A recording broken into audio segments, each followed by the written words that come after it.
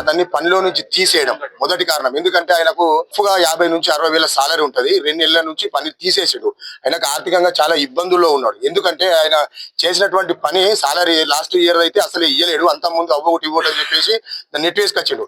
7 లక్షల చిల్లర డబ్బులు ఇచ్చేది ఉంటే 6,05,000 రూపాయలకు కారణాట కట్టిండు. ఆ డబ్బులు ఈయనకు చేతికి ఇయ్యలే, వస్త్రూపకంగా ఇచ్చిండు. ఇంకోటి 1,80,000 రూపాయలు అతను ఇంకా డబ్బు ఇవ్వాల.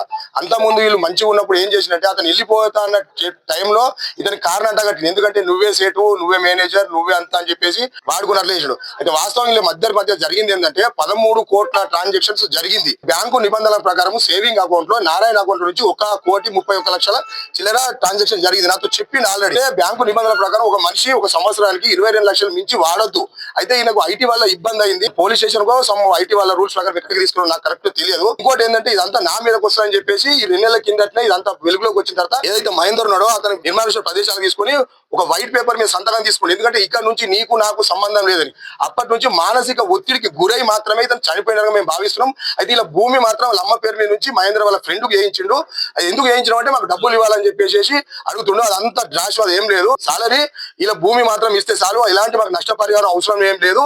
దయచేసి న్యాయం చేయాల్సిందిగా కోరుతున్నాం. దీంట్లో ప్రభుత్వ పెద్దలు, ఎస్ఐ గారు, అందరూ మీడియా మిత్రులు దయచేసి సహకరించాలని కోరుతున్నాం.